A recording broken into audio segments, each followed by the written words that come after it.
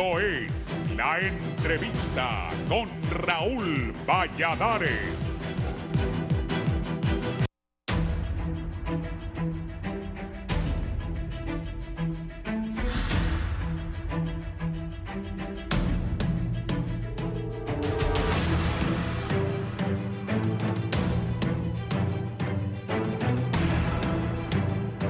La Corte Interamericana de Derechos Humanos condenó a Honduras por la destitución arbitraria de 3 magistrados y una magistrada de la Sala de lo Constitucional de la Corte Suprema de Justicia. Los hechos se registraron el 12 de diciembre de 2012, cuando el Congreso Nacional, dirigido en ese entonces por el expresidente de la República y entonces titular de ese poder del Estado, Juan Orlando Hernández, destituyó a 4 magistrados de esa sala. Los togados afectados son Rosalinda Cruz Sequeira, José Francisco Ruiz Gaquel, Gustavo Enrique Bustillo y José Antonio Gutiérrez Navas, quienes fungían como magistrados para el periodo 2009-2016, y por ello la Corte Interamericana sentenció a Honduras por responsabilidad internacional ante la violación de las garantías judiciales, los principios de legalidad e independencia, estabilidad laboral e integridad personal de los abogados antes mencionados. Según el Tribunal de Justicia Interamericano, señala que dicho acto constituyó una desviación de poder, puesto que el Congreso hondureño castigó a las víctimas por las decisiones que tomaron y con ello ejercer presión en la Corte Suprema de Justicia. Debido a lo anterior, la CID ordena al Estado de Honduras reparar los daños cometidos. Entre ellos está el pago de una indemnización, realizar un acto público de reconocimiento de responsabilidad y que se adopten medidas legislativas y de otro carácter necesarias para adecuar el ordenamiento jurídico interno. Por ello, varios sectores lamentan que por las actuaciones de la administración anterior, Honduras ahora se vea en la obligación de pagar y que además de afectar las arcas públicas, dejan una mala imagen del país. La presidenta de la Corte Suprema de Justicia, Rebeca Raquel Obando, asevera que esta sentencia es un precedente importante para la función judicial y el fortalecimiento de la institucionalidad democrática. Entre tanto, el exfiscal general del Estado, Edmundo Orellana, señala que ahora es tarea de la Procuraduría General de la República y el Ministerio Público proceder por la vía civil y criminal para deducir las pertinentes responsabilidades contra los autores de este acto criminal. De lo contrario, su inexcusable negligencia permitirá que siga vigente el perverso sistema de impunidad. Igualmente, analistas expresan que esta sentencia debería ser un llamado de atención para la actual y venideras administraciones para que no cometan los errores del pasado y tratar de llevar todas sus determinaciones en base a ley, y así Honduras no quede expuesta a más sanciones de este tipo.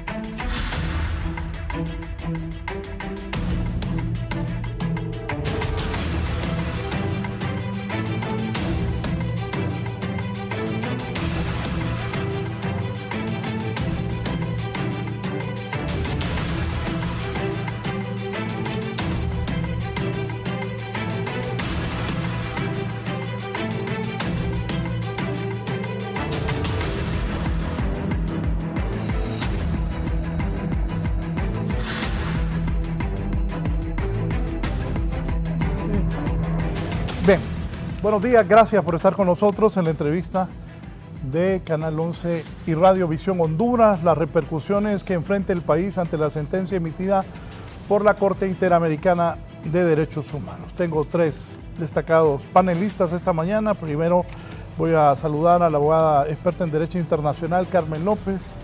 Bienvenida, un gusto saludarle. Muchas gracias, licenciado Valladares. Es un placer estar acá. Creo que es importante tener la discusión sobre cuál es, en lo concreto, la repercusión de las sentencias internacionales en el devenir actual. Gracias. También con nosotros el ex magistrado de la Corte Suprema de Justicia, el abogado Ibis Disco Avanía. Un placer tenerlo. Muchas gracias, licenciado Raúl Valladares. Es un gusto estar acompañado con la abogada López también, que vamos a tocar un tema que es de importancia para el país. En San Pedro Sula, el abogado Rodolfo Dumas. Bienvenido, abogado, un gusto saludarlo allá en San Pedro Sula. Buenos días, estimado licenciado Raúl Valladares. Un saludo para usted, para los dos distinguidos colegas que lo acompañan y, por supuesto, para el auditorio de Canal 11, con un tema que es verdaderamente importante para el país. Bien, gracias. Dígame, abogada López, Carmen, comentarios sobre esa sentencia emitida por la Corte Interamericana de los Derechos Humanos. Bueno, yo creo que, pues por un lado, es un precedente jurisprudencial muy importante para el país porque desarrolla garantías judiciales que son necesarias que fortalezcamos en el sistema de justicia, específicamente alrededor de la independencia judicial, del principio de legalidad, de la protección judicial. Sin embargo, creo que para que podamos, en efecto, hacer un análisis certero de este caso, debemos de analizarlo en su debido contexto. Y para poder analizarlo en su debido contexto también es importante repasar algunos hechos previos a lo que fue este golpe técnico denominado en aquel entonces contra la Sala Constitucional de la Corte Suprema de Justicia en el 2012. Y en ese sentido, pues a mí me gustaría e invitaría a quienes nos escuchan y a los panelistas con los que estoy compartiendo, que también rememoremos los hechos que rodearon la destitución de los magistrados de la Sala Constitucional en el marco del accionar de aquel Poder Judicial frente a un contexto de multicrisis, de rompimiento del orden constitucional y del deterioro institucional producto de un golpe de Estado. Porque creo que es importante también recordar que esa Corte Suprema de Justicia fue justamente la Corte Suprema de Justicia que en su periodo del 2009 al 2016 legitimó el golpe de Estado alrededor de diversas acciones. Por ejemplo, hay hechos irrefutables que son objetivos y que también tienen pues respaldos importantes alrededor de cómo sucedieron. Entre ellos sabemos que fue esa Corte Suprema de Justicia, ese pleno, esas autoridades, quienes justificaron el actuar de las Fuerzas Armadas que privaron de libertad al presidente Zelaya en aquel entonces. Y esto se hizo a través de distintas formas. Emitieron comunicados oficiales firmados por el presidente de la Corte Suprema de Justicia, incluso convocaron el 30 de junio, 2 días después del golpe de Estado, a través de su jefa de personal, a todo el personal de la Corte Suprema de Justicia a participar en la susodicha Marcha por la Paz, que era realmente pues la marcha que estaba convocada para respaldar ese golpe militar que estaba sucediendo. De igual forma, esta Corte Suprema de Justicia sostuvo reuniones continuas con el aquel entonces presidente de facto, Michelet Ibaín. Y entre otras cuestiones, pues también es esta Corte Suprema de Justicia, a través de su Sala Constitucional, que deniega más de 80 acciones constitucionales que distintos ciudadanos y ciudadanas estaban emprendiendo para procurar el retorno al orden constitucional y la protección de derechos fundamentales de distintas personas pues, que se encontraban en protesta, en resistencia, en la calle, y ninguna de estas fueron resueltas. Únicamente fue resuelto un amparo en favor del coronel Romeo Vázquez Velázquez, ¿no? Que sabemos también de sobra cuál fue su accionar en el marco del golpe.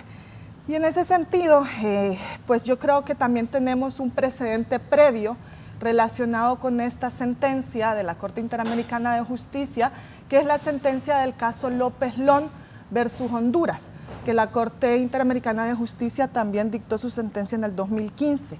Y en este sentido, este caso es muy importante enmarcarlo también en el análisis del caso Gutiérrez Navas, porque en esta sentencia del 2015 la Corte Interamericana de Justicia oficialmente denomina el golpe de Estado sucedido en el año 2009 como un hecho ilícito internacional, así como también detalla de maneras concretas cómo fueron los mecanismos ilegales e inconstitucionales que se activaron para poder pues, llevar a cabo este rompimiento del orden constitucional. Asimismo, pues caracteriza una serie de violaciones de derechos humanos que se dieron en el marco del principio del gobierno de facto y posterior a este.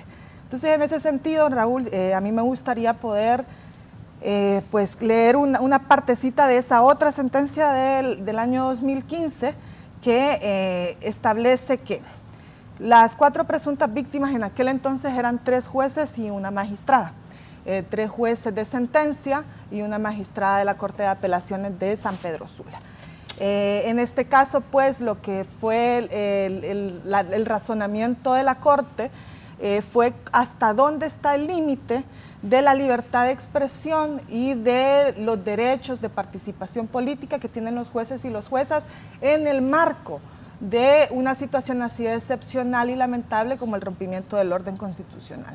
Y en ese sentido, la sentencia dice que conforme al derecho internacional y las propias determinaciones de los órganos de la OEA, las actuaciones de estas presuntas víctimas sí gozaban de legitimidad internacional, al contrario de las actuaciones que estaban emprendiendo los representantes del gobierno de facto. Por consiguiente, este tribunal entiende que las actividades desarrolladas por las presuntas víctimas durante esta ruptura inconstitucional constituían no solo un derecho, sino que un deber de parte de la judicatura por defender la democracia. Y esto es importante porque también se vincula con el accionar de los magistrados de la Corte Suprema que fueron destituidos, porque además de analizar, digamos, las acciones previas, que ya vamos a entrar, me imagino, aún más en ese análisis de manera profunda, no hay que olvidar que los jueces en estas últimas décadas, en todo lo que es la jurisprudencia internacional, se han consolidado como garantes de los derechos humanos y de la democracia en el país. Eso implica que deben de ser, de una u otra forma, las personas que encarnen los límites y la salvaguarda precisamente de esta intromisión de otros poderes del Estado en lo que es el debido desarrollo de la judicatura. ¿Y por qué es tan necesario enmarcarlo en este amplio contexto? Porque la sentencia interamericana de ahora aborda algunas pretensiones de derecho que también fueron abordadas en el 2015 y nos permite también poder analizar todas esas pretensiones de derecho del caso Gutiérrez Navas en perspectiva histórica, porque, por ejemplo, todo lo que son las violaciones al derecho del principio de debida legalidad, a lo que es la protección judicial, las garantías judiciales, continúan siendo un motivo de controversia en cuanto a su garantía en la actualidad. Y además podemos ver también cómo, tanto en el contexto reciente del golpe de Estado como en el contexto del 2012, que es donde destituyen a estos magistrados, la independencia judicial termina siendo este elemento de suma importancia para que podamos atrevernos siquiera a decir que existe un Estado de Derecho. Sí. Abogado, la interpretación suya, ¿qué es esa sonrisa? Cuénteme. Bueno, viendo a la colega López, que ha hecho toda una explicación acerca de lo del golpe de Estado, yo creo que hay temas mucho más importantes. Yo quiero referirme exclusivamente a la sentencia dictada por la Corte Interamericana de Justicia. Exclusivamente en algunos motivos. Entiendo, no conozco la totalidad de la sentencia, solo lo que se ha puesto en conocimiento del público, de que hay 1 o 2 votos motivados ahí, porque es importante saber cuál es la motivación de estos votos. Yo creo que aquí debemos de enfrentar una cuestión, que si los poderes del Estado no solo deben de coordinarse entre ellos, sino que no hay ningún poder del Estado que esté sobre los otros poderes del Estado. Lo que debe haber es una perfecta relación y coordinación entre ellos. ¿Qué es lo que sucedió en el pasado con esta sentencia? Que uno de los poderes del Estado, como es el poder legislativo, fuera de las atribuciones que le da el artículo 205,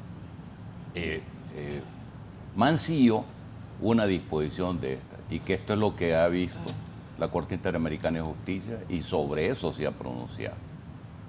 El tema es si otro poder del Estado puede influir para que inciten a la separación de magistrados de la Corte Suprema de Justicia o no. La Constitución de la República ya da remedios para poder deducir la responsabilidad sobre estos funcionarios que no están cumpliendo.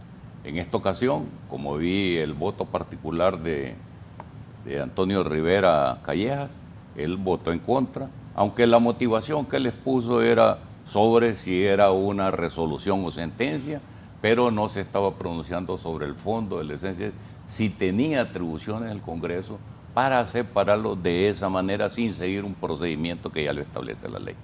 Y la ley ya establece un procedimiento, porque los magistrados no son nombrados ahí por los 7 años. Si tienen responsabilidades, se les puede decir responsabilidad, como cualquier otro alto funcionario de la República. Yo creo que debemos de enfocarnos sobre este tema, que es el electoral, sobre el tema jurídico, para que no vuelva a suceder. Porque aquí ya se han dado hechos, es decir, hechos recientes. En el caso del Tribunal, el Consejo Nacional Electoral quitó una persona que iba a elección, que fue elección, que quedó de regidor y lo quitó y pusieron otro que ni tan siquiera fue elección. El otro es si el Poder Judicial está cumpliendo con lo que la Constitución manda, que dice que es el Pleno el que debe tomar las resoluciones. Yo creo que son temas importantes de donde hacia futuro puede haber una acción de repetición contra estos funcionarios que tomaron decisiones fuera del marco de la ley. Abogado Dumas, sus consideraciones iniciales. Bueno, buenos días. Me parece que la abogada Carmen Aidel López ha hecho un relato bastante extenso, bastante completo de todo el contexto bajo el cual pues se desarrollaron estos magistrados que fueron destituidos de manera ilegal y arbitraria. Pero también hay que tener el contexto inmediato previo a esa destitución. Y ese contexto es el que precisamente está de alguna manera relatado muy minuciosamente en la sentencia de la Corte Interamericana de Derechos Humanos, y tiene que ver precisamente con lo que señalaba el abogado Iscua, la interferencia de otros poderes del Estado en el Poder Judicial. Es claro que el presidente Lobo y el ahora reo Juan Orlando Hernández influyeron de una manera indebida en lo que era el Poder Judicial, específicamente con relación a 3 o 4 casos que fueron sometidos a su conocimiento, y es precisamente eso lo que valora la Corte Interamericana en su sentencia. Ahora, hay que tener mucho cuidado con un tema. En este caso en particular, el Estado de Honduras se allanó a la demanda, es decir, aceptó prácticamente todos los temas que fueron alegados por los reclamantes, a excepción de uno, que fue el tema de la integridad personal, en la cual el Estado también incumplió y por lo cual fue condenada. Básicamente eso de la integridad personal tenía que ver con las denuncias que en su momento presentaron los magistrados destituidos ilegalmente a través de diferentes medios, pero que no lo hicieron en el Ministerio Público. Y ese era el argumento principal del Estado para decir que ellos no habían actuado debidamente en denunciar esas supuestas agresiones, amenazas, persecuciones, etcétera. Sin embargo, la Corte valoró que el Estado, al aceptar que tenía conocimiento de esos hechos, debió haber actuado de oficio para proteger la integridad de estos magistrados. Ahora, es importantísimo lo que señala la abogada López en cuanto a la libertad de expresión, y efectivamente este nuevo fallo tiene alguna incidencia en materia de libertad de expresión, pero por sobre todo en cuanto a la separación de poderes. Creo que esa es la lección más importante que nos deja, y sobre todo yo compartí con la producción una parte de la sentencia que es importante que la compartamos con el público para empezar a entender, por ejemplo, lo que es el principio de control de convencionalidad, que es algo que nosotros los abogados insistimos permanentemente cuando se aprueban leyes en el país, y que vemos que ese control de convencionalidad no se está ejerciendo de parte, por ejemplo, del Poder Legislativo. Pero la Corte Interamericana en este fallo hace un llamado de atención muy particular al Estado de Honduras en cuanto a la obligación que tiene, no solo en el Poder Legislativo, sino que también a nivel de la Judicatura, de ejercer ese control de convencionalidad, que no significa otra cosa que adecuar lo que es el derecho interno y las decisiones internas a lo que ya establecen los convenios y los tratados de los cuales Honduras es signatario. Entonces, definitivamente esta sentencia nos deja, pues, primero que nada, un precedente jurídico contundente para el Estado de Honduras, pero también una hoja de ruta que debemos seguir para corregir esos errores que se cometieron en el pasado y que definitivamente no vuelvan a ocurrir. El daño que produjo toda esa secuela de eventos es mucho mayor que lo que está contenido en esa sentencia. Es cierto, la sentencia obliga al Estado a pagar una cantidad de dinero a cada una de estas víctimas, pero el daño moral que le causó al Estado es mucho mayor y es muy difícil de reparar si no cambiamos de actitud y no adecuamos nuestra normativa interna precisamente a esos estándares internacionales que la Corte ha señalado con absoluta claridad. Sí, en un momento ya los muchachos van a tener eso. ¿Qué repercusión deja para Honduras esta sentencia? Pues sobre todo continuar en el ojo internacional como un Estado que no cumple con su deber de convencionalidad, como lo planteaba el abogado Dumas. Creo que hay una tendencia más democrática alrededor del cumplimiento de las sentencias del sistema interamericano en la región, que en especial en Centroamérica y en Honduras, pues no hemos logrado mantenernos en ese mismo nivel o en esa voluntad estatal de poder hacer constitucionales y de poder aplicar o más bien adaptar a nuestro derecho interno toda esta normativa internacional garante no solo de los derechos humanos individuales, sino que de la democracia y del bien común de la colectividad hondureña.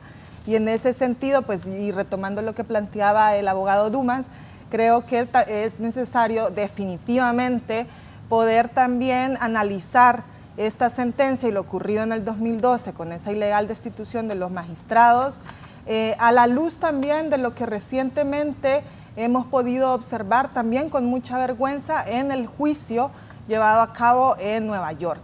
En el juicio llevado a cabo en Nueva York contra el expresidente Hernández, pudimos observar cómo se trazó ese camino de cooptación institucional, de resquebrajamiento del Estado de Derecho para hacer del Estado básicamente un narcoestado, ¿no?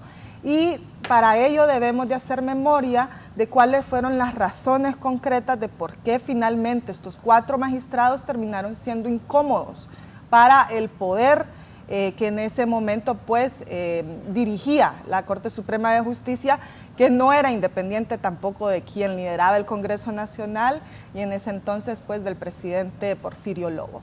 Y pues algunas de las acciones concretas que la sentencia menciona, como los hechos previos que motivaron esta destitución ilegal, fue, por ejemplo, la declaración de inconstitucionalidad del decreto de las REDs en aquel entonces.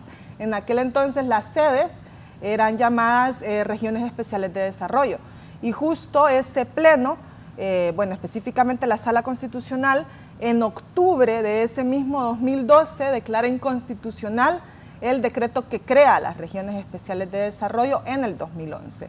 Además de ello, menciona también todo lo que fue la conflictividad que se generó alrededor de la ley de depuración policial, cuya Sala Constitucional también declaró inconstitucional y se generó toda una polarización pública, además impulsada por funcionarios oficiales del gobierno de Porfirio Lobo, así como los diputados y diputadas de ese momento en el Congreso Nacional, alrededor de que pues las motivaciones de la Sala Constitucional para declarar inconstitucional la ley de depuración policial tenían que ver con un supuesto vinculamiento con el crimen organizado, ¿no? E incluso la sentencia te detalla los pronunciamientos tanto de aquel entonces presidente Porfirio Lobo como del presidente del Congreso Nacional, Juan Orlando Hernández, donde señalan básicamente a estos 4 magistrados y 3 magistrados y la magistrada como personas que finalmente se podía decir que eran sospechosas de apoyar y reproducir ese crimen organizado. Y otra de las declaraciones de inconstitucionalidad que se dan en el marco previo a la destitución de los magistrados y que es interesante, ¿no?, es la ley marco de la Iglesia Evangélica, que yo creo que también es algo muy conocido por la población hondureña, que una institución muy aliada en aquel entonces de lo que era el presidente Juan Orlando Hernández y lo que representaba en el Partido Nacional era la Iglesia Evangélica. Entonces creo que esos aspectos también es muy importante ponerlos en relieve y también, digamos, analizarlos a la luz de todo ese camino de 12 años donde lograron del golpe de Estado convertir al Estado de Honduras en un Estado no solo fallido, sino servicial a las élites del crimen organizado. Para usted, abogado, ¿las repercusiones para el país? Sí, no solo va a ser una repercusión económica, sino que es una repercusión que si aquí se respeta o no el Estado de Derecho. Esas son las dos cuestiones importantes. La económica, pues aquí se gasta mucho más de lo que podemos establecer, pero sí es un tema de seguridad jurídica. Yo quisiera decir que en este proceso que se ha llevado, ha quedado bien claro que aquí hay una violación al debido proceso, ¿verdad? Porque el artículo 205, en sus diferentes numerales, pero específicamente en el numeral 20 dice aprobar o improbar la conducta administrativa de los altos funcionarios del Poder Ejecutivo, Poder Judicial y el Consejo Nacional Electoral, etcétera, etcétera. Y eso lo remite al artículo 234 constitucional, que ya les dice que para poder separar un alto funcionario de esa naturaleza, no necesariamente para mí es haberlo denunciado en el Ministerio Público. Basta proceder al juicio, establecer un juicio político. Y en este juicio político se establecen las bases por si una persona, su conducta no es apropiada para poderlo separar del cargo. No es que sean inamovibles, claro que todos los funcionarios pueden ser movidos, pero hay que seguirles el debido proceso, cosa que no sucedió ahí. Yo decía en la última intervención que tuve aquí, que el problema es que aquí cree que las cosas van a pasar y no pasa nada. O sea, pasa de todo y no pasa nada. Y los ejemplos los tenemos ahora. Aquí pasa de todo y no pasa nada. Se nombran fiscales sin seguir los procedimientos adecuados. Se nombran magistrados y después se dan cuenta que estuvieron involucrados en problemas. ¿Por qué? Porque no se siguen los procesos debidos. Y todo lo que aquí hay es una cooptación de los altos políticos para poner a la gente que sea más adepta, los más serviles. La gente aquí no tiene ética, con sus raras excepciones usted va a ver funcionarios que solo agachan la cabeza, pudiendo usar el derecho para cosas positivas, lo que hacen aquí, se vuelven gente servil a los poderes del Estado. Yo creo que eso no debe suceder. Y los ejemplos están recientemente, ¿por qué? Porque el poder absoluto estaba concentrado en una persona y los resultados ya los tenemos. Y van a venir más resultados. El problema es que aquí no entendemos de que hay problemas y todavía queremos seguir en lo mismo. Y eso no puede ser. Eso no puede ser. Para usted, abogado Dumas, las repercusiones, bueno, usted que está relacionado en la parte internacional, para el país, ¿cuáles van a ser? No sé. Como lo decía antes, más allá del daño material que ha dejado esta sentencia, se genera un daño moral, un daño a la imagen del país, nos exhibe como un Estado que no respeta la institucionalidad, que no respeta el debido proceso, que no respeta el Estado de Derecho. Y eso es algo que tenemos que cambiar. Evidentemente en Honduras, durante esa terrible década, pues se debilitó lo que es la cultura de legalidad en el país. Hubo una intención manifiesta de poner todos los entes del Estado al servicio de un grupo particular, que ahora sabemos, se ha confirmado, que era un grupo que estaba dedicado a actividades criminales, de las peores que uno se puede imaginar. Entonces, definitivamente esto es una terrible mancha para la imagen nacional en todo sentido, desde el punto de vista eminentemente jurídico, y obviamente genera una preocupación terrible para lo que son los esfuerzos que hace toda la nación por salir adelante en materia económica. Recuerde usted que estos casos pues tienen trascendencia internacional, son utilizados por los diferentes países de la región precisamente para estudiarlos, para entenderlos, para ver qué es lo que cada una de estas naciones tiene que hacer para evitar ese tipo de problemas. Entonces, ciertamente eso trasciende también a los ámbitos empresariales. Obviamente es difícil que un empresario del mundo que tiene opciones de invertir en varios países se decida por un país donde la estabilidad jurídica y la seguridad del entorno empresarial no es adecuada. Entonces, obviamente esto genera un impacto terrible desde ese punto de vista.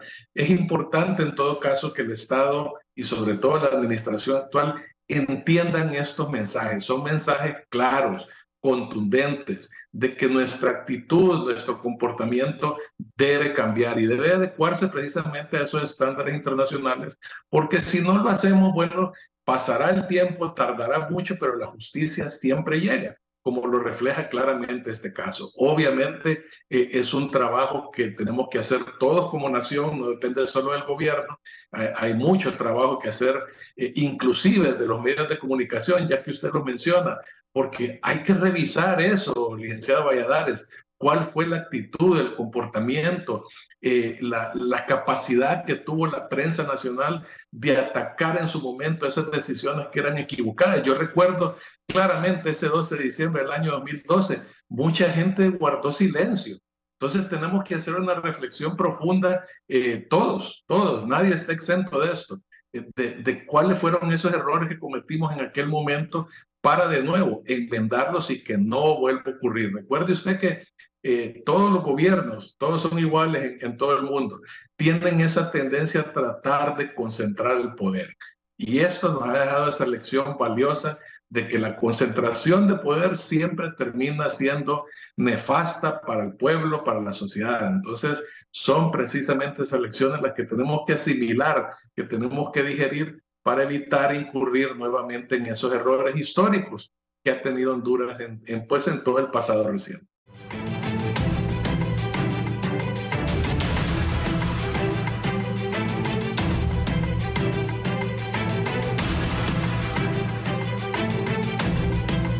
Bien, continuamos. Con nosotros está vía teléfono la ex magistrada, la abogada Rosalinda Cruz Sequeira.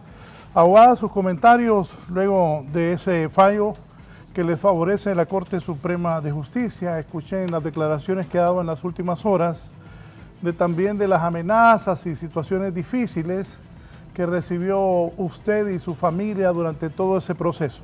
Buenos días, le escuchamos. Buenos días, Raúl.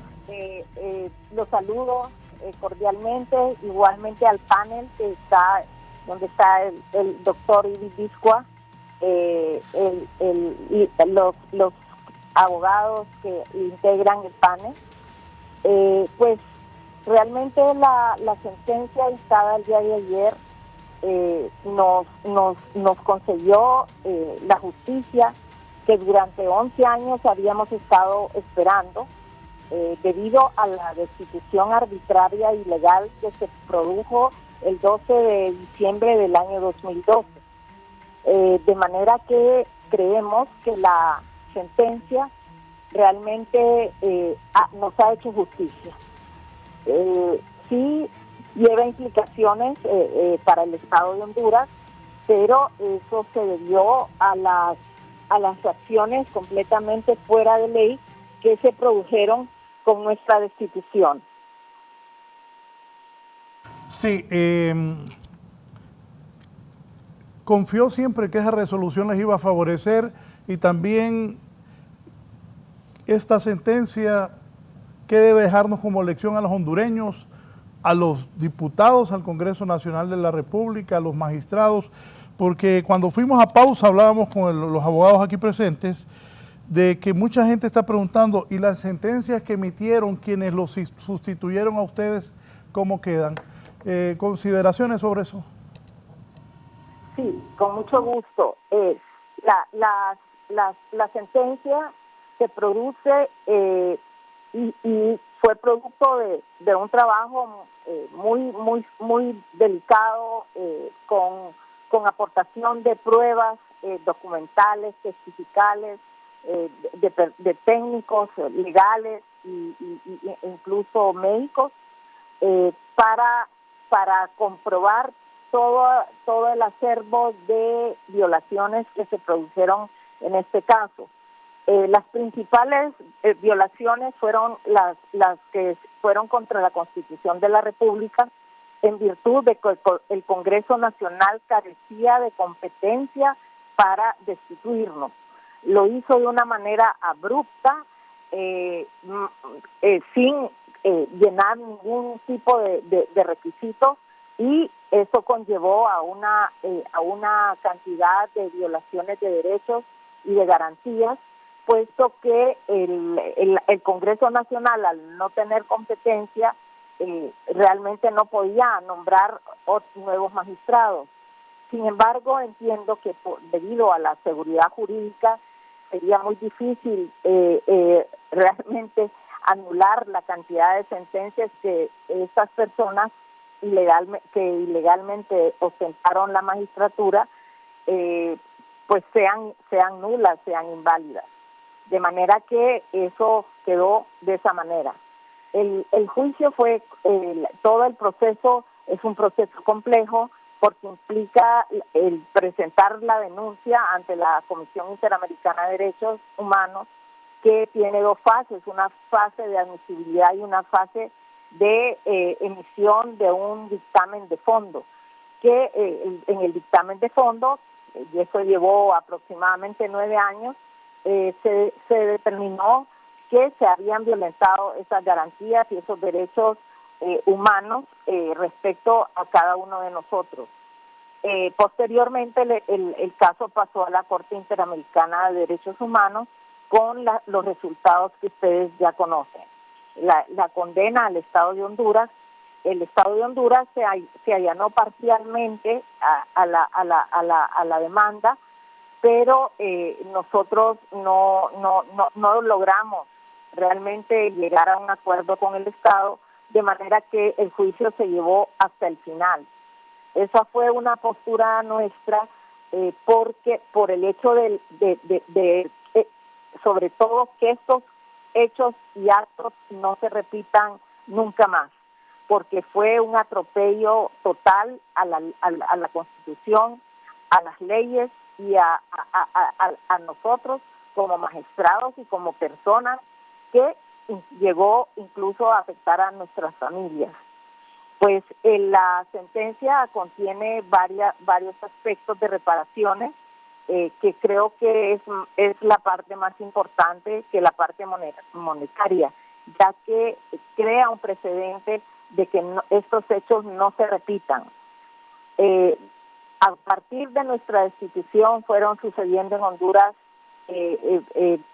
problemas con las instituciones. Después de eso destituyeron al fiscal general, nombraron al fiscal general, que era el miembro de la Sala de lo Constitucional, que quedó en la Corte y que fungió posteriormente como fiscal general, nombrado en una forma también irregular. De manera que las instituciones, fue un golpe fuerte para la institucionalidad de Honduras. Creo que el fallo conlleva una serie de recomendaciones para que Honduras se alinee con los derechos humanos, y la presidenta, recordemos que la presidenta de la República en el acto de toma de posesión expresó que la destitución nuestra había sido un acto en el que nos habían perjudicado a los 4 magistrados. Y pues ella el Estado ya inmediatamente ha emitido comunicados estando de acuerdo en los diferentes tipos de reparación que se deben realizar por el Estado de Honduras. Uno de ellos es la revisión de la legislación hondureña para evitar este tipo de violaciones de derechos humanos. Dígame, la Procuraduría General de la República deberá promover acciones contra los diputados que votaron para que ustedes fueran destituidos. Bueno, ya esta es una decisión del Estado de Honduras, que debe de analizar este hecho. No es un deber del Estado analizar si va a proceder a hacer una acción de esta magnitud. Final, abogada, su reflexión sobre la determinación de la Corte Interamericana y de lo que pasó en el país y lo que viene, que les dan la razón a ustedes. ¿Qué deben hacer las nuevas autoridades para beneficio que en el país, como decían aquí los presentes, no sigan pasando este tipo de cosas? Sí, definitivamente, Raúl, estoy de acuerdo con lo que han manifestado los panelistas. Esto es un mensaje real para que se mantenga el Estado de Derecho, se respete la Constitución de la República y la división de poderes. Eso es importantísimo, que se respete, porque cada poder debe ser independiente entre sí y estar alejado de las presiones políticas y de las componendas, para que cada poder del Estado cumpla con las funciones constitucionales que se les asignan. Muchas gracias. La exmagistrada Rosalinda Cruz participando esta mañana. Gracias, abogada. ¿Reacción sobre lo que ella dice? A mí me parece muy importante lo que nos compartía la magistrada Rosalinda, la exmagistrada, sobre todo porque creo que también es importante humanizar estos casos y saber que las víctimas detrás de ellos pues tienen una grave carga material, moral, personal, familiar, cuando sus derechos fundamentales se ven violentados de esta forma. Sin embargo, yo insisto, a mí me parece que si el Estado de Honduras tiene realmente una voluntad de poder adoptar garantías de no repetición, que era a lo que se refería la ex magistrada, que son finalmente aquellas medidas que realmente van a traer un beneficio para la reforma institucional y normativa de nuestro país en pro de cumplir esos deberes convencionales, de garantizar el principio de legalidad, de garantizar las garantías judiciales, de garantizar también la permanencia e inamovilidad de los jueces y las juezas en sus cargos, que es también una garantía de sociedades democráticas. Yo creo que si vamos digamos, a asumir ese debate de manera pública, también debemos de contextualizarlo, porque justo alrededor de la acción de repetición hay distintos juristas, y yo me considero parte de estos, que también en aquel entonces, en el 2015, cuando el Pleno de la Corte Suprema de Justicia, que también está conformado por esa sala constitucional que lamentablemente fue destituida, vio el caso de estos 3 jueces y la magistrada que únicamente realizaron acciones en defensa del Estado de Derecho a través de sus principios democráticos, a través de su convicción por un país mejor, estos fueron ilegalmente destituidos. Y tampoco habían, digamos, procesos disciplinarios en aquel entonces ni ahora que pudiesen generar un proceso realmente imparcial y garante de derechos, en este caso de los magistrados hacia la Corte Suprema de Justicia, que fueron quienes lo destituyeron. Entonces la pregunta es, la acción de repetición en este caso, y ya que estamos analizando la independencia judicial en Honduras, podría ir en 2 vías. Una vía es precisamente responsabilizar a los que fueron los tomadores de decisión, a los magistrados de ese pleno de la Corte Suprema de Justicia del 2009 al 2016, que tomaron la decisión arbitraria e ilegal, también denominada de esta forma por la Corte Interamericana de Derechos Humanos, de destituir a estos otros jueces y magistradas del caso López Lón. Podría también caber una acción de repetición. En aquel entonces, en el 2015, muchas personas también lo planteamos, pero en aquel entonces, en el 2015, teníamos otro gobierno con aún menos voluntad política, ¿no?, que estaba incluso vinculado con esas destituciones y con ese manejo parcializado e impune de la justicia en Honduras. Entonces es la acción de repetición, no solo en contra de los diputados que tomaron la decisión de destituir a estos 3 magistrados y a la magistrada de la Corte Suprema de Justicia, sino que hay que preguntarnos qué hay de la responsabilidad de ese mismo Pleno de la Corte Suprema de Justicia, que también incurrió en violaciones a los derechos humanos y a la independencia judicial en otro contexto. Me dice aquí un amigo suyo, abogado, me dice, ¿puede la actual Corte Suprema de Justicia emitir un fallo ratificando todos los fallos emitidos después que se destituyeron esos magistrados para que no queden en el aire esos fallos, lo que platicamos? ¿Sabe quién pregunta? Gianni Rosenthal. Muchas gracias. Mire, yo creo que eso no es necesario. Los fallos que dictan las Cortes es ex nunc, o sea, de ahora en adelante, no de ahora para atrás. ¿Se imagina la crisis de gobernabilidad o de manejo de recursos que tendríamos nosotros si tuviéramos que revisar todos fallos para atrás? Por eso, sabiamente se dispone que los fallos, el efecto de los fallos, que así es desde que se dictó la sentencia en adelante. Ese es un punto que quería señalar. Por esa razón es que hay fallos nulos y anulables. Aquellos nulos son los de pleno derecho y los anulables son los que tienen un vicio y que se pueden anular hacia futuro, pero no en este caso específico. Yo quería referirme a la repetición. Nosotros no tenemos ningún precedente de acciones de repetición donde la Procuraduría General de la República, que es la que está en la obligación de ejercer la acción, basta tener la certificación de ese fallo y ejercer la acción de repetición. La Procuraduría está en obligación. Está en obligación, no es que si quiere o no quiere, no, ese es uno de los deberes que él debe de cumplir. O sea, hoy deben empezar ellos ya. Lo pueden hacer, solo piden una certificación y se van al Congreso, sacan una certificación los que votaron a favor o votaron en contra, y desde ese momento pueden establecer una acción de repetición, que por cierto aquí no hay ningún precedente de la acción de repetición. Solo algo, abogado Dumas, ¿está de acuerdo con lo que dice el abogado Discua? Sí, bueno, yo coincido, me parece que la PGR en este caso es la llamada constitucionalmente a ejercer esas acciones. Creo que sería importantísimo que en este caso en particular la Procuraduría efectivamente inicie con esas acciones no solo contra los diputados, sino también contra los magistrados y los miembros del Ministerio Público que se prestaron a esta cantidad de violaciones al debido proceso y que ahora le están costando al país sumas millonarias en indemnizaciones.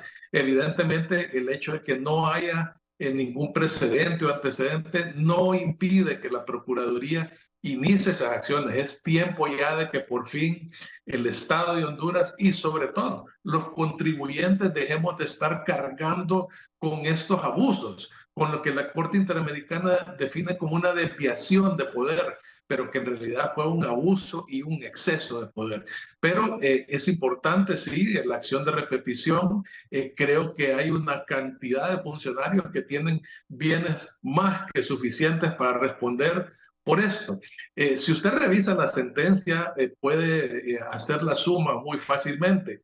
Andamos hablando alrededor de $465,000 para cada una de las víctimas por 4, y eso lo multiplica por el factor de cambio en lempiras. Estamos hablando de millones de lempiras que podrían servir precisamente para tantas necesidades que tiene el pueblo hondureño en materia de salud, educación, seguridad, etc. Entonces es importantísimo que en este caso la PGR por fin ejecute su responsabilidad constitucional de interponer esas acciones de repetición contra las personas responsables de estos abusos. Para usted, ¿qué debe pasar con los diputados? ¿La PGR debe tomar acciones? Así es, y yo creo que es bastante importante porque tal y como decían los escuchándolos abogados, a ustedes, si hubiera votado, hubiera sido diputado hoy, diría, ¿en qué lío estoy?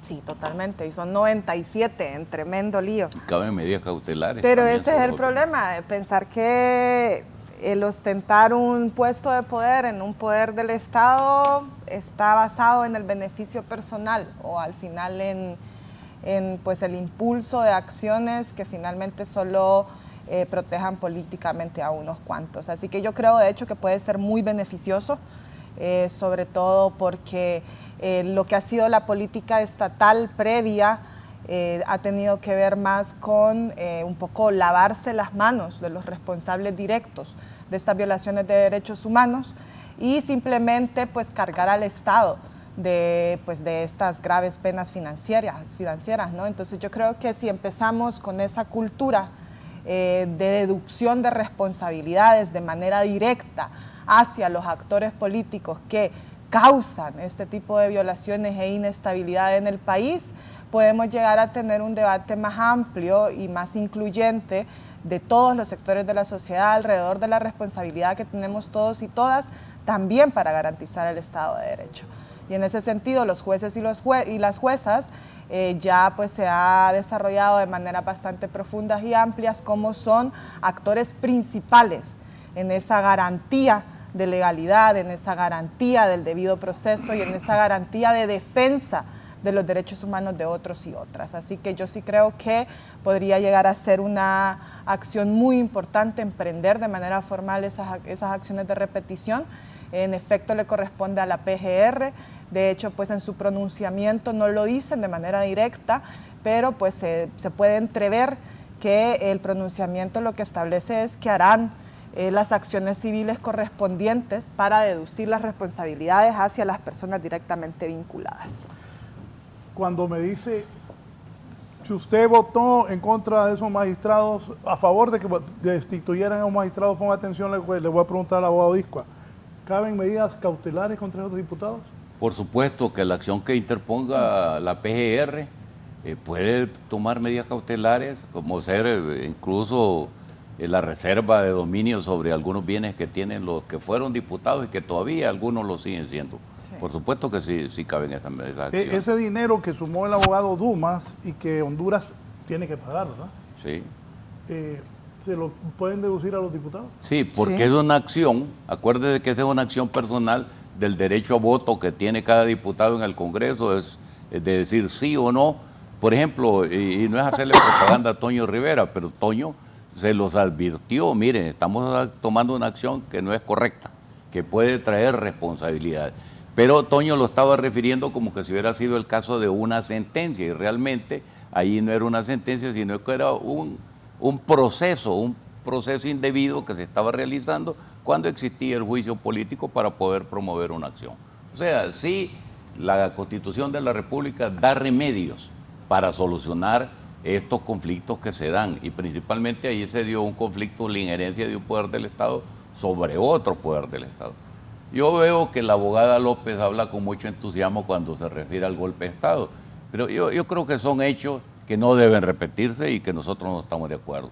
Pero también hay hechos actuales, en la actual administración, que son actos y hechos contrarios a la ley, que después les van a deducir responsabilidades. Y todavía no aprenden algunos funcionarios, que esos son lamefaldas o lo que querramos llamar, que andan diciendo sí a todo y no se valoran ellos mismos porque no tienen ética profesional. ¿Por qué? Porque algunos tienen guardaespaldas, tiene guardaespaldas la señora, tiene guardaespaldas los hijos. Y van nunca a la en la vida escuela. habían tenido. Nunca, bueno, ni carro blindado. Varios de este gobierno nunca en su vida habían tenido un chofer. Nunca un carro blindado, jamás un carro blindado, menos un chofer, funcionarios de este gobierno. Yo los quedo viendo así y estos. Pero, no, es que es cierto. Pero licenciado, hay magistrados del alto tribunal que iban a trabajar en su Toyotilla, que en su vida habían pensado que podían ganar esa cantidad de dinero porque profesionalmente no se pudieron destacar. Entonces, esta gente es la que más abusa del poder y les da miedo tomar decisiones dentro del marco de la ley porque dice, voy a perder estos derechos que se me están dando. Yo creo que este es un tema de ética profesional, de capacidad legal, donde los funcionarios deben de saber decir, mire, esta es la ley y yo juré respetar la Constitución y sus leyes y aquí estoy obligado a hacerlo. El resultado de todos estos hechos, incluso de los juicios y los que están por venir, es precisamente el abuso de poder, la concentración de poder en pocas personas. Y los otros, lacayos de órdenes ilegales que hacen cosas. No solo fue en el pasado, actualmente se están cometiendo un montón de cuestiones en un montón de secretarías de Estado donde los ministros archivan los expedientes, hacen lo que quieren y creen que no les va a pasar nada. Que no se crean que no les va a pasar nada. Les va a pasar. Les van a pasar la cuenta y lo peor del caso, cuando les pasen la cuenta ya no van a tener chofer, ya no van a tener guardaespaldas, ya no van a tener, es más, si tienen dinero lo van a tener afuera del país, pero también hay medidas cautelares para poder controlar. Yo creo que aquí lo que hay que seguir es el principio de legalidad. Esto es un llamado de atención para los actuales y para los que todos, vengan. Para todos. Es decir, usted ve los funcionarios de antes, desde el 90 cuando empezó, ¿cuántos de ellos hay presos? Había gente honorable, presidentes honorables, ministros. Ahora ya da pena ser ministro. A mí si me ofrecen una cartera ni la acepto, porque es una vergüenza. Es una vergüenza, hay que tener ética y entender uno que asumir un cargo asume una responsabilidad. Si usted va a asumir un cargo, sabe que va a dictar una sentencia, que va a traerle consecuencias, entonces si tiene miedo, no lo acepta. Doctor Dumas.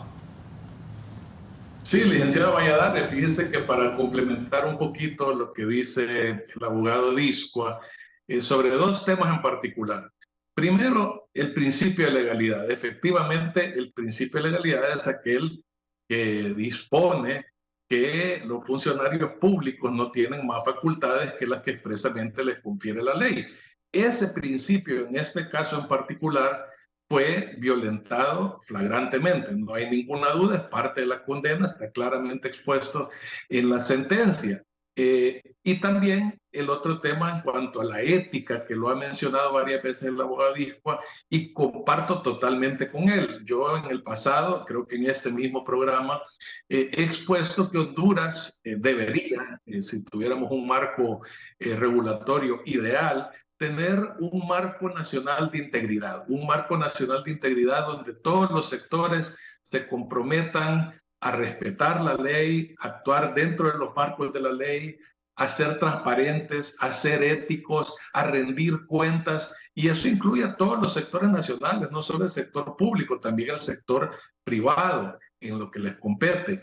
Ese marco nacional de integridad, déjeme decirle que ya fue elaborado por la Secretaría de Transparencia y Lucha contra la Corrupción y se denomina Estrategia Nacional de Transparencia y Anticorrupción de Honduras, ENTA. Es un documento que fue elaborado por la Secretaría con la cooperación de las Naciones Unidas, específicamente la Oficina de Lucha contra las Drogas y el Delito, y que lo único que falta para que entre en vigencia y en aplicación es que lo apruebe el Consejo de Ministros. La pregunta es, ¿qué tanto tiene que hacer el Consejo de Ministros, que tiene más de un año de tener ese documento, esa herramienta valiosa a disposición, que no lo aprueba?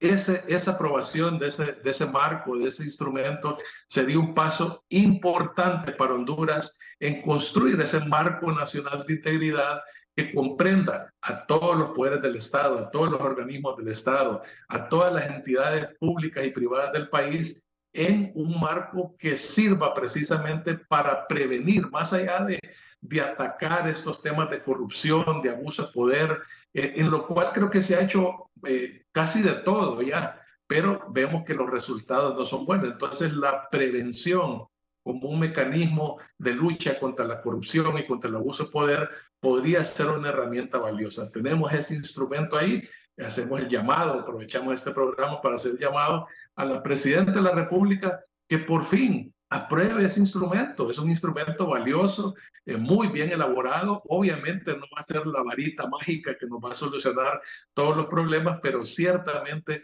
proporcionará un instrumento valioso para lograr todos esos objetivos que tenemos en los hondureños en general, que son precisamente un Estado más transparente, más ético, más responsable y que responda a las necesidades de la sociedad hondureña. Abogada López, sobre lo que dijo el abogado Iscua, me decía. Sí, un par de observaciones.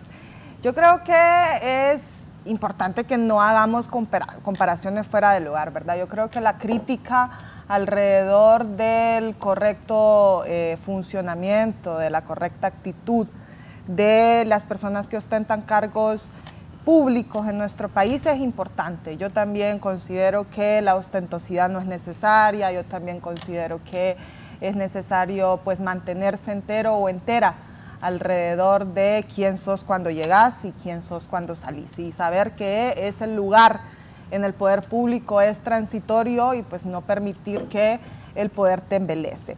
Sin embargo, no vamos a comparar, digamos, este tipo de acciones que tienen que ver con determinaciones muy personales y actitudes muy personales de ciertos funcionarios y funcionarias con lo que es la colusión de actores políticos claves, de actores institucionales claves alrededor de dos partidos tradicionales que se aliaron para ejecutar un golpe de Estado militar en pleno siglo XXI, ¿verdad? Creo que ahí hay que también hacer un balance distinto, no se puede comparar una cosa con la otra. Y en ese sentido eso me lleva al siguiente punto, que es que estamos en un contexto en el que permanentemente nos están diciendo los hondureños y las hondureñas que lo que sucedió durante el golpe de Estado, que lo que sucedió en momentos históricos previos al que estamos actualmente en nuestro país, no debería de ser lo central, que no es lo más importante, que finalmente ya pasó, ¿no? Que es tiempo de olvidar y soltar. Y a mí me parece que eso es un grave error histórico, un grave error político, un grave error en general ético alrededor de cómo funciona, del análisis de cómo funcionan las sociedades. Finalmente, si nosotros y nosotras no tenemos una clara memoria histórica de los procesos que han atravesado nuestro país, de los procesos que han atravesado las distintas representaciones del Estado de Honduras, difícilmente vamos a poder llegar a construir en conjunto políticas, soluciones alternativas para hacer de este país un lugar más igualitario y más justo.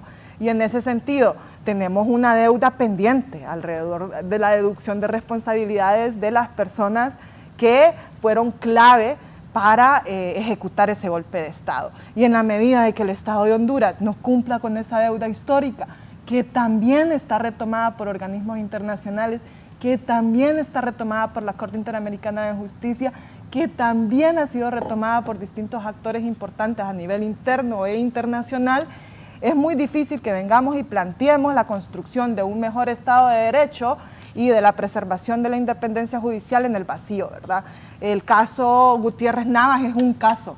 Honduras en la actualidad tiene 16 casos en supervisión alrededor del Sistema Interamericano de Derechos Humanos. Y eso me lleva a mi punto tercero, que es que podemos intentar hablarlo en el vacío, podemos intentar comparar lo que fueron los actores políticos en aquel momento previo al golpe de Estado y durante el golpe de Estado, pero yo creo que también hay que dar hechos concretos de cómo este gobierno que actualmente dirige la política del Estado sí ha emprendido también acciones concretas que lo diferencian de la política del Estado de gobiernos anteriores.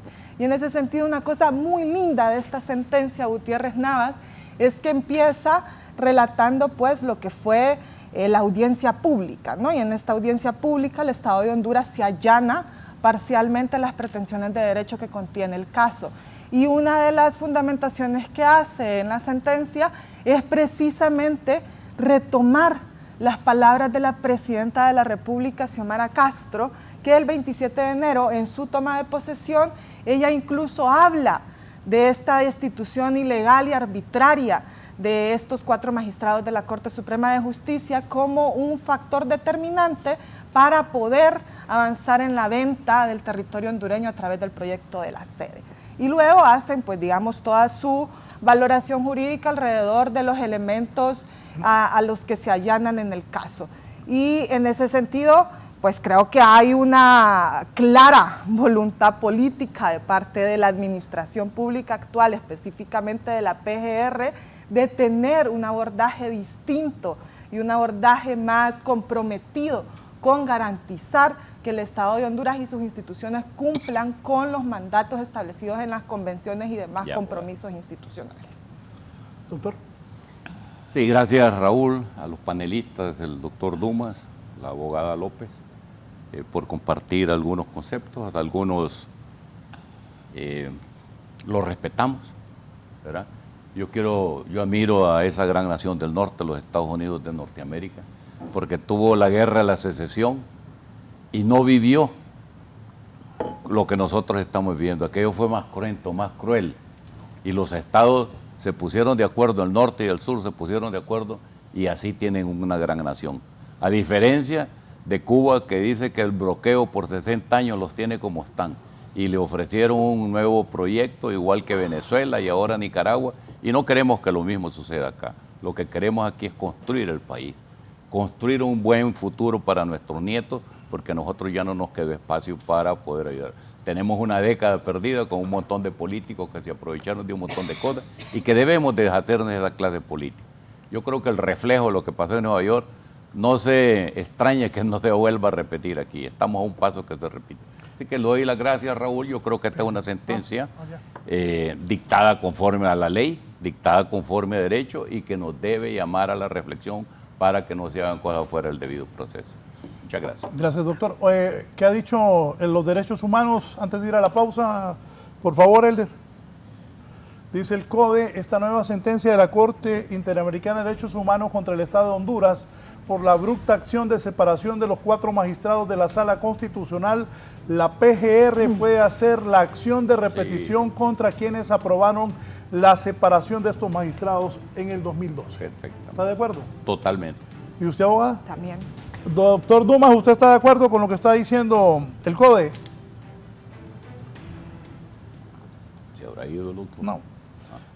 Bien, vamos a hacer sí, de acuerdo totalmente con lo que dice Don Hugo. Es creo que un clamor popular que la PGR proceda en este caso con las acciones de repetición. Bien, voy a hacer una pausa y continuamos. Me dice un abogado aquí, ¿cuántos del gobierno de Xiomara renunciaron ya? Dijo que el 1 de abril tenía que renunciar todos los que aspiraban o suspiraban, me dice. Aquí está una persona que renunció, era viceministra de Gobernación y Justicia, la abogada, ella va a buscar una diputación por el departamento de Francisco Morazán y ella renunció a su puesto dando el ejemplo. También Rixi Moncada lo hizo el 1 de enero y Salvador Narrala también. Salvador Narrala ayer se volvió a tirar por 4ª vez. ¿Cómo va a ser ese enredo político o jurídico? Bueno, aunque aquí todo se puede, decían que don Ricardo Maduro era de Panamá, fue presidente de Honduras. Elmin Santos era vicepresidente del gobierno de Mel Zelaya y que no se podía lanzar, fue candidato presidencial. Este es el país que todo se puede, desgraciadamente.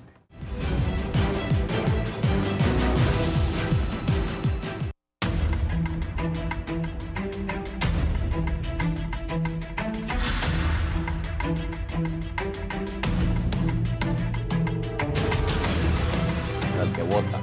¿Sabe qué le interesa al que vota? ¿Quién le van a dar? Bien. Abogado Dumas, ¿qué reformas deben haber para que esto, porque internacionalmente esto nos deja muy mal? Internacionalmente, hombre, ahí en Honduras y quitan los magistrados, como que, vamos, quiten a ese, pongan otro. Eso nos deja muy mal. Abogado. Sí, claro, esto es, como les decía, es una mancha en la imagen nacional. Evidentemente, todos, creo que todos, la abogada López, el abogado Disco, a ustedes, los televidentes, sabemos qué es lo que está mal con Honduras. O sea, todos lo reconocemos, sabemos distinguir cuando se actúa dentro del marco de la ley o fuera de él. Sabemos el contexto histórico, conocemos todos los antecedentes, estamos conscientes de que no se deben repetir estos hechos, no solo el tema de la destitución ilegal y arbitraria de los magistrados, sino una cantidad enorme de abusos de poder que han ocurrido en el pasado, pero el tema es cómo corregirlos. O sea, tenemos que tener una claridad absoluta de que estos temas deben corregirse. Sentimos en lo particular que del lado del gobierno de la República existe voluntad, hay mucha voluntad. Usted puede ver inclusive en el tema de percepción de la corrupción cómo se ha mejorado levemente. Hay mucho por hacer todavía, pero se ha mejorado. Entonces el punto aquí es ver cómo todos como nación podemos lograr establecer vías de diálogo para que mediante ese diálogo todos estos temas se vayan subsanando. Evidentemente mucho de eso pasa por el Congreso Nacional. El Congreso Nacional tiene una labor importante, particularmente con esta última sentencia de la Corte Interamericana, donde pues tendrán que aprobarse una cantidad de reformas legales para evitar que esto vuelva a ocurrir. Similarmente, la Corte Interamericana acaba de publicar otra sentencia que tiene que ver precisamente con el tema de libertad de expresión, y es el caso Viteri versus Ecuador, donde la Corte estableció que los funcionarios públicos tienen no solo el deber, sino la obligación de denunciar actos de corrupción, y ese caso en particular es importante porque establece de alguna forma la obligación que tienen los estados de crear leyes que protejan a los denunciantes de buena fe. Eso es un elemento importante en la lucha contra la corrupción y tiene que ver de nuevo no solo con el sector público, sino también con el sector privado, que requiere de una ley especial para proteger a los denunciantes. Ahora veo que están compartiendo en pantalla precisamente un segmento que sacamos de la sentencia última del caso Navas contra Honduras, y que tiene que ver con el tema de control de convencionalidad, que se los mencionaba antes. Aquí la Corte es muy amplia, muy específica en cuanto al ejercicio que debe tener las autoridades de los estados en ejercer ese control de convencionalidad en las normas internas y la Convención Americana. Entonces, son de nuevo lecciones muy importantes que nos deja esta sentencia, que va a haber mucho material para los que estudiamos este tema, pero ese en particular me llamó la atención porque es algo que se viene incurriendo desde hace mucho tiempo.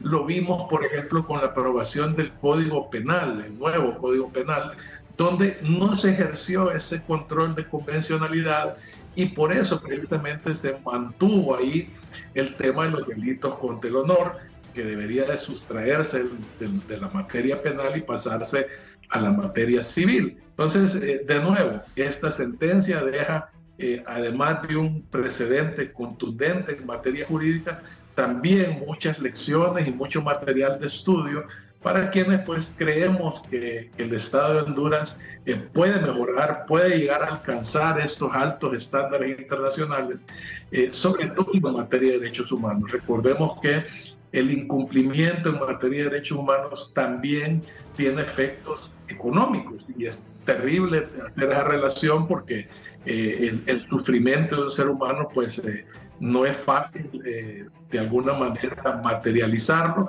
pero ciertamente tiene efectos económicos y lo vemos precisamente en esta sentencia que, repito, contiene una condena de casi $2 millones por violación de los derechos humanos. Pero además de eso, cuando Honduras no cumple con algunos parámetros que son internacionalmente aceptados en materia de derechos humanos, afecta programas puntuales como son la cuenta del milenio, por ejemplo, donde el Estado deja de percibir esos fondos precisamente por no alcanzar esos parámetros que establece ese programa en particular. Entonces, de nuevo, una sentencia que amerita un estudio profundo, un análisis profundo, no solo de parte nuestra como abogados independientes, sino también del Estado para corregir todos esos errores que se cometieron en el pasado reciente.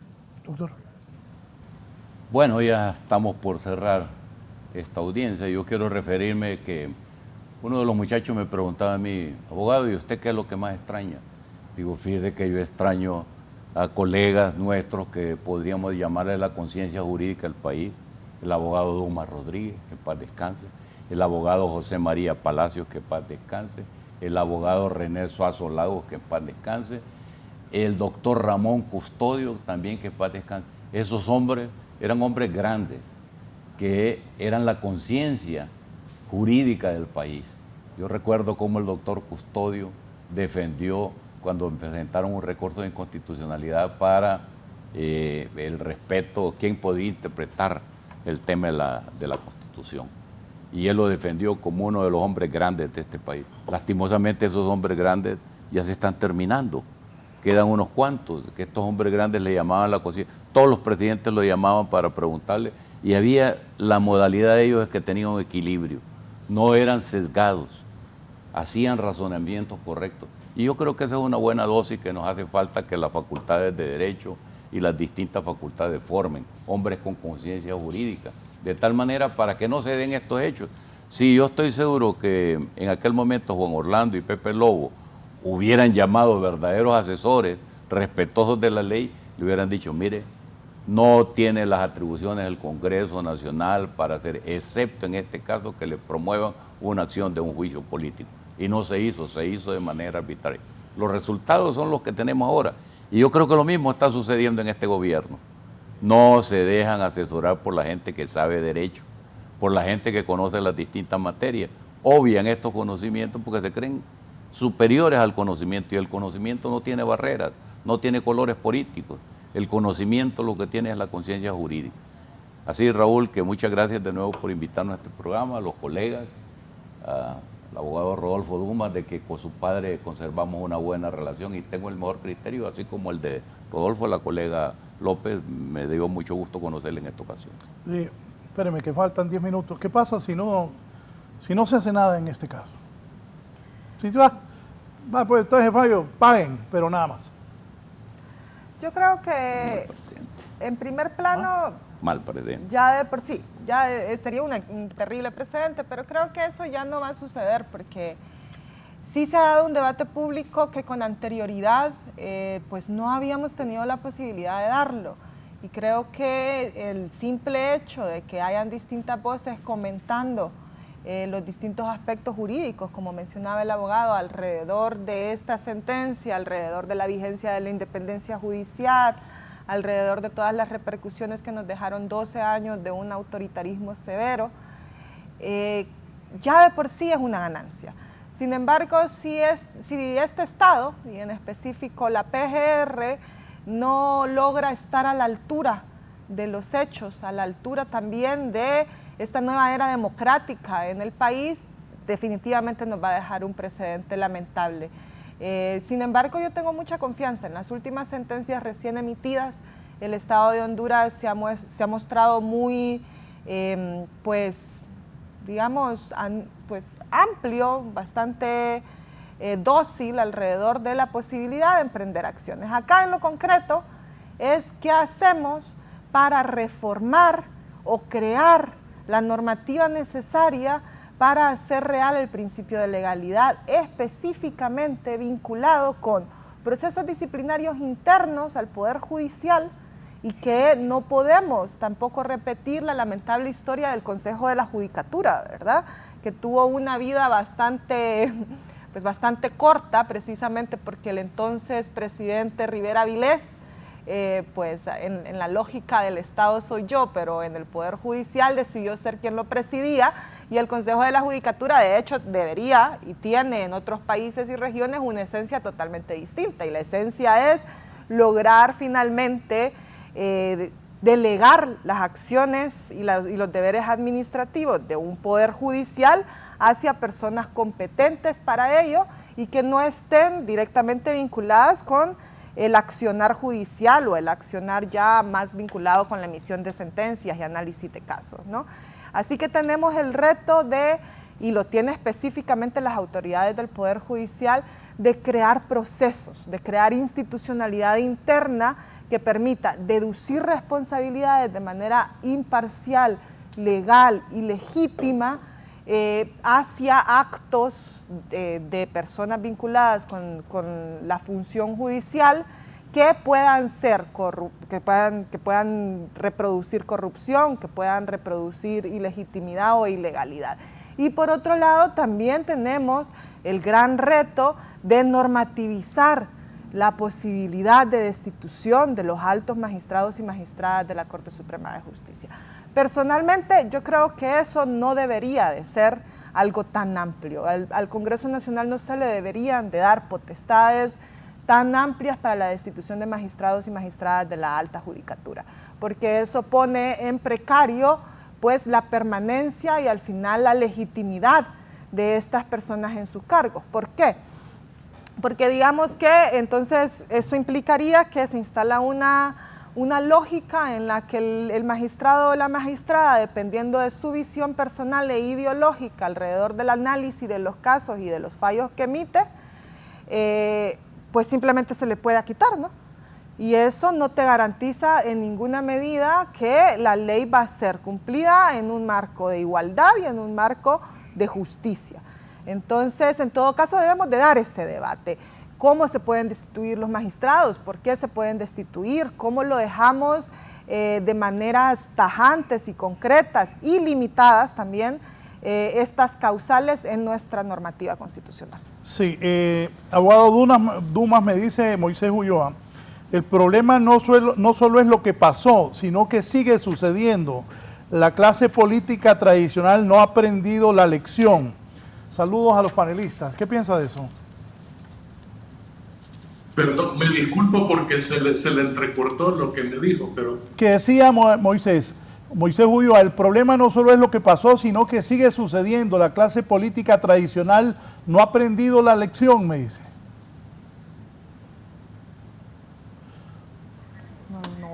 No le escucho, perdón.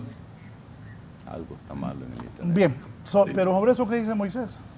Pues yo creo que Moisés tiene razón. Todavía se siguen dando violaciones a la Constitución, a las leyes, a los reglamentos, no se respetan. La gente cree que es omnipresente, omnipotente. Los funcionarios creen que están nombrados de por vida. Yo sí creo que estos fallos deben de llamar a la conciencia nacional, principalmente a la gente que toma decisiones políticas, de tal manera que los hagan dentro del principio de legalidad. Y eso los va a legitimar a ellos hacia futuro para poder querer optar a cargos de elección popular. Abogado, ¿y usted qué? Sí, lo escuchamos. Sí, es importante resaltar que la sentencia incluye la responsabilidad del Estado de realizar un acto público de reconocimiento de responsabilidad, en este caso en particular. También le concede un plazo prudencial al Estado para adecuar su normativa interna a los estándares internacionales que ya están detallados en la sentencia, y dentro del plazo de un año deberá el Estado rendir un informe al tribunal, es decir, a la Corte Interamericana, sobre todos estos procesos de cumplimiento de la sentencia, que será de alguna forma verificado por la Corte Interamericana dentro de sus facultades. Entonces es importante que el Estado de Honduras efectivamente cumpla con esta sentencia cada uno de los elementos contenidos en la misma, para evitar, digamos, complicaciones posteriores, y de esa manera demostrar pues, una voluntad clara de remediar estas situaciones. Creemos que así será, que el Estado ha tenido una intención clara de cumplir con estos parámetros de la sentencia, y también insistir en el tema de la PGR. Es importantísimo que la PGR inicie esas acciones, pues de lo contrario va quedando ese precedente nefasto de que los funcionarios públicos pueden realizar todos estos abusos de poder sin ninguna consecuencia. Irremediablemente eso conduce a más abusos de poder. Entonces es importante establecer un precedente también de parte del Estado contra estos funcionarios que abusaron de las facultades que tenían, en su caso como legisladores o como magistrados. ¿Cuánto tiempo tiene el Estado de Honduras para cumplir con esta sentencia? Sí, el Estado tiene un año para rendir ese informe. En cuanto al cumplimiento de la adecuación de la normativa interna, no se señala un plazo específico, solo dice la sentencia que es un plazo prudencial, pero se entiende que el espíritu de esta sentencia es que esas decisiones, esas reformas se den lo más pronto posible. En todo caso, creo que le conviene al Estado de Honduras, tomar esas decisiones de una forma rápida, expedita, precisamente para ir creando un entorno jurídico más adecuado y que responda precisamente a esos estándares internacionales. No es la primera vez que una Corte Interamericana falla en contra de nosotros, ¿no? Sí, han habido otros fallos donde condenan, por ejemplo, el caso de los desaparecidos de allá del 80, condenó al Estado de Honduras la Corte Interamericana. Me recuerdo que estaba el ahora extinto abogado Espinal Irías en esa corte. Rigoberto. Rigoberto, cuando se dio ese fallo. O sea, sí, hay precedentes. Sí. Y no solo contra Honduras, hay varios estados donde la Corte Interamericana ha dictado fallos importantes. Por ejemplo, este caso de los delitos contra el honor, ¿verdad? De que los despenalizó y los volvió de naturaleza civil. O sea, la Corte ha dado unos fallos que son fallos ejemplificantes para los estados. Una cosa es que los tomen y otra es como no hay una acción coercitiva, más la acción coercitiva ha sido las sanciones pecuniarias, ¿verdad? Pero si hubieran otras sanciones coercitivas, creo que el Estado tomaría distintas acciones. Sí, respecto a, de hecho, a sentencias recientes vinculadas, por ejemplo, con los 80, recibimos el fallo de Herminio Eras versus Honduras, que es el de un estudiante, dirigente del Partido Comunista acá en Honduras, bueno, que en aquel entonces se mantenía mucho más activo que en la actualidad, que fue pues secuestrado y asesinado por las fuerzas militares que en aquel entonces controlaban el régimen. Otro de los casos más recientes es el caso también Vicky Hernández versus Honduras, que es el caso de una trabajadora sexual, una mujer trans que fue también asesinada por elementos militares en el marco del golpe de Estado. También se condenó al Estado de Honduras por esto, por violentar pues, su derecho a la vida, a la integridad física, y en general también se generó toda una elaboración alrededor de esos estados de multicrisis en los países. Tenemos también el caso de las comunidades garífunas, que hay algunos que son más antiguos que otros. Triunfo de la Cruz es previo, por ejemplo, al de San Juan, que es más reciente, que establece todo un análisis jurídico alrededor de los derechos territoriales de estas poblaciones originarias, y que también la PGR pues, se encuentra en múltiples mesas de trabajo con diferentes instituciones para lograr hacer acciones y estrategias para su cumplimiento. Y eso es bien importante destacarlo, Raúl. Solo me dice don Hugo Maldonado, 19 sentencias ha dictado la Corte Interamericana de Derechos Humanos contra el Estado de Honduras. Y 16 están en actual supervisión. Las otras se cerraron ya. Sí, el gesto suyo, lo pensé. ¿Qué piensa, abogado Dumas? 19 sentencias. Bueno, es un reflejo claro de que no ha habido de parte del Estado como tal una voluntad de respetar los derechos humanos. Creo que si nos remontamos al pasado podemos encontrar una infinidad de violaciones, inclusive que no han llegado al conocimiento del sistema interamericano por diferentes razones. Usted tiene, por ejemplo, los casos que se han presentado en los presidios, donde han muerto una cantidad de personas detenidas y por las cuales obviamente el Estado es responsable. Entonces, definitivamente es un tema de voluntad de cumplimiento de la ley y particularmente de voluntad de respetar los derechos humanos. Recuerde usted que los derechos humanos son progresivos, es decir, nunca van en retroceso, siempre van avanzando y en ese sentido el Estado de Honduras tiene que ir adaptándose a todas estas resoluciones que emite el sistema interamericano, particularmente la Corte Interamericana de Derechos Humanos, para evitar precisamente ese tipo de responsabilidades que, como les decía antes, representa también un costo económico para el país. Sus conclusiones finales, abogado Dumas. Bueno, no, yo creo que de nuevo, insistir en que esta sentencia debe ser estudiada minuciosamente, detenidamente, para entender cuáles son los alcances que tiene para el Estado de Honduras. Recuerde usted que estas sentencias no ven gobiernos, no les importa quién sea el gobernante en este momento.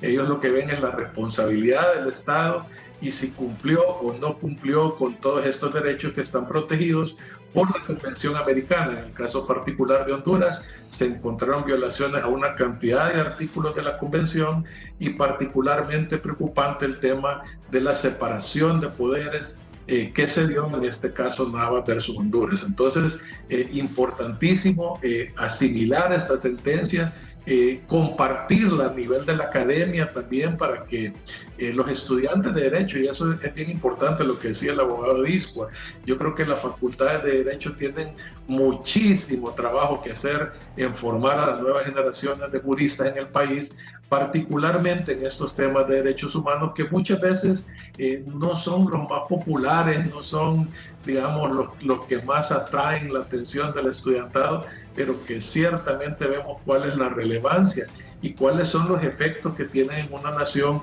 cuando estos principios no son respetados. Muchas gracias por su participación, muy gentil el abogado Dumas Rodríguez que nos ha acompañado esta mañana. Abogada Carmen López, comentarios finales. Yo creo que estamos ante una oportunidad histórica para el cumplimiento de las reparaciones establecidas por el fallo, pero sobre todo para la deducción de responsabilidades, como una acción de voluntad política para poder realmente reconstruir el Estado de Derecho y acercarnos más a la anhelada independencia judicial que necesitamos para poder finalmente también ejercer justicia como colectividad hondureña. Y en ese sentido creo que es importante también destacar la gran responsabilidad que tiene el Estado de Honduras en la actualidad, porque los casos que finalmente llegan al fallo en la jurisdicción interamericana son poquísimos. Estamos hablando de 19 y realmente nos asusta porque pues, finalmente a nadie le gusta que el Estado al cual pertenece sea condenado de estas formas internacionales y tan públicas.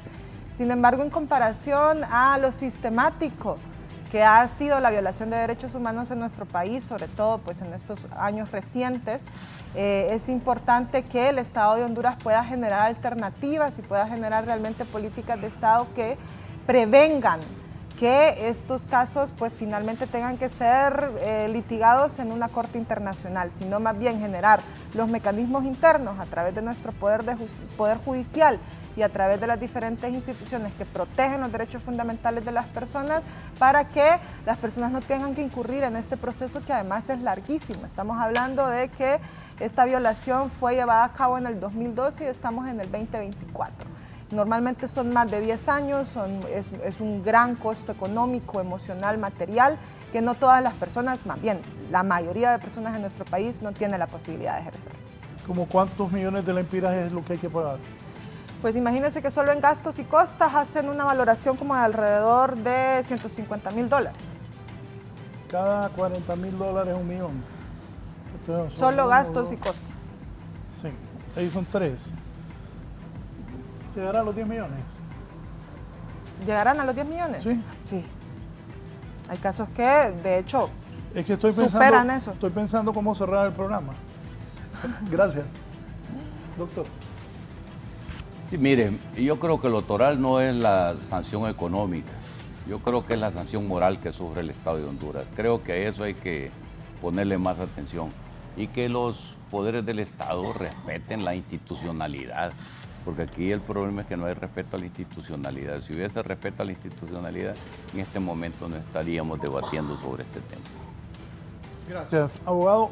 Pues estoy de acuerdo con usted que la sanción moral, lo que hablábamos con el abogado Dumas, con usted y con la abogada López, pero aparte de la sanción moral y lo que afecta al país, vamos a ver si las autoridades de la Procuraduría General de la República actúan contra los diputados que votaron porque esas personas fueran destituidas de la Corte. Y también si les van a cobrar ese dinero, o pisto, como dijimos nosotros. Y aquí este señor dijo que pueden haber requerimientos. Bueno, depende, porque es una sanción administrativa, puede ser un abuso de autoridad también, que el Ministerio Público podría iniciar acciones por abuso, porque es que ellos no tenían esa atribución en la forma en que tomaron la decisión. Incumplimiento de los deberes de los funcionarios. No quiero ser alarmista, pero el Ministerio Público puede actuar contra todos ellos. Pues contra los que violaron la ley, si más bien ellos tienen el monopolio de la acción penal. Y no tienen que pedirle permiso a nadie. Al actuar, ¿qué debería hacer el Ministerio Público? Bueno, lo primero es pedir el acta, una certificación del acta donde se tomó esa decisión indebida por la cual Honduras ha sido condenada. Con esa certificación ellos pueden tener para iniciar una investigación. Para que el pueblo entienda, inician la investigación y podrían ir presos o no. Es un abuso de autoridad. Contésteme, sí, pueden ir Sí, presos. es un abuso de autoridad. Pueden ir presos. Sí, sí, es un abuso de autoridad. Sí. Sí, se podrían Doctor enfrentar Dumas. a una pena de reclusión. Sí, totalmente. Creo que el Ministerio Público perfectamente bien puede iniciar las diligencias pidiendo esa certificación de la Corte, del Congreso Nacional para determinar quiénes fueron las personas que votaron a favor de esa decisión ilegal y arbitraria. Bien, muchas gracias. Ojalá que esto no se vuelva a repetir en el país, que el gobierno cumpla la sentencia, lo que se ha determinado para 19 demandas hemos perdido en la Corte Internacional de Derechos Interamericana. Si la PGR y la Fiscalía, dicen los abogados, porque no soy abogado, toma acciones, hasta presos pueden ir esos diputados. Buenos días, que estén bien.